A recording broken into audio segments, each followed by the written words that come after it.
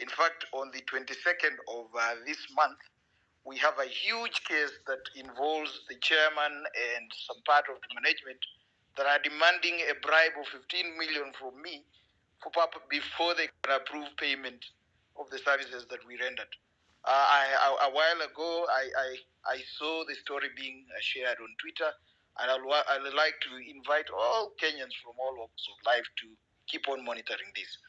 So back to the issue that concerns what we're discussing about. I'm going to talk about three issues. Number one, the Finland scandal. I've heard about the cries that the lady from Wasingishu is talking about. I understand that there is a criminal case that is going on, but we all need to understand that a criminal case will never lead to refund of that money. The most that is likely to happen is that those people that were involved, as well as the county government, are going to be found guilty, convicted, or probably ordered to pay a fine.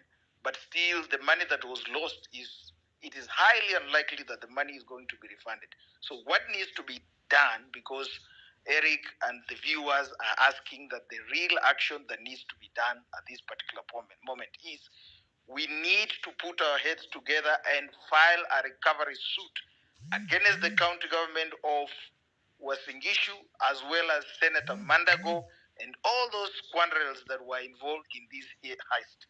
So that is point number one. I'm also going to talk about, and perhaps we can get in touch with Eric and Cyprian so that we can put up a legal team. I am willing to be part and parcel of that legal team. I can see my senior Willis is here, and we can work through on this issue so that we can help those people that have suffered in Wasingishu. Number two, I'm going to talk about the public debt, and I'm going to pick it up from where Jimmy left. The state is so deplorable that we need to action this. What we need to understand is that all judicial authority in our country belongs to the people. And the same way the Gen Zs have come up and they have forced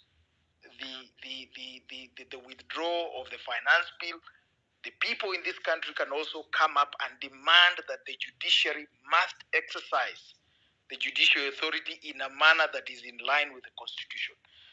I believe that systems are always designed to deliver results. So when you see a system like the judiciary failing to deliver results, that means someone is tampering with the system to make it work that way for their own selfish gains. So we need to start demanding that the judiciary must rise up to the occasion and conclude these cases. In order to assess this issue of the public debt, I suggest that we need also to put up our heads together and perhaps file a composite suit, because the Constitution allows us to seek declaratory orders, to seek stay orders, to such an extent that we put to halt the payment of this debt to allow for a forensic audit so that we can really understand how did we get ourselves to this point. Okay, so just on, you said it is possible to put a suit as as citizens. We can fundraise and fundraise and put a suit.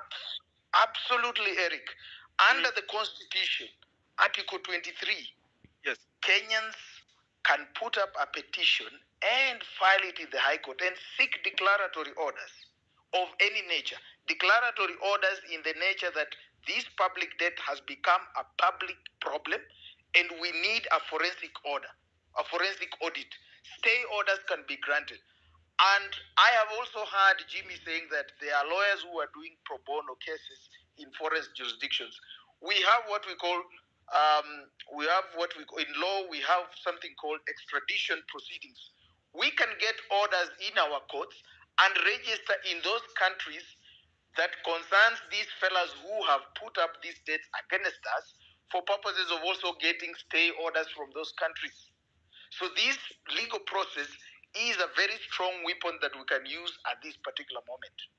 And I can tell you we can get stay orders at this point. Remember, the issue of the public debt arises from the law of contract. And under the law of contract, we have several doctrines that can assist us in the circumstances. We have the doctrine of privity of contract. which provides clearly that if you are not part and parcel of a contract or a liability that is arising from a contract, then you are not liable to pay for it. In a country setup, before a government can borrow money, they need to get authority and consent from the citizens. Now, citizens give the authority to governments to borrow money through parliamentary approval. Just like in a situation of a company, before the directors and shareholders can act on behalf of a company, they must get authority from the company shareholders under seal. So similarly, even in a country, before a government can borrow, it must demonstrate that it got approval from the citizens. So we citizens can invoke the doctrine of privity to contract, and on that basis get stay orders to halt the payment of this public debt pending a forensic audit to ascertain exactly what happened. Of course, the other doctrine that will help us is the doctrine of ex tupi, whereby if an act arises from an illegality, there is no way if you are part and parcel of that illegality, you may want to benefit from it. So IMF, the Paris group, the London group, the Chinese, and the Eurobond, how it's being manipulated, cannot purport to benefit from this illegality if for sure it has been demonstrated that the manner in which these debts came to be is not according to what is contemplated in our laws. And almost as I conclude, the doctrine of estoppel can also come in and assist us in prosecuting this case.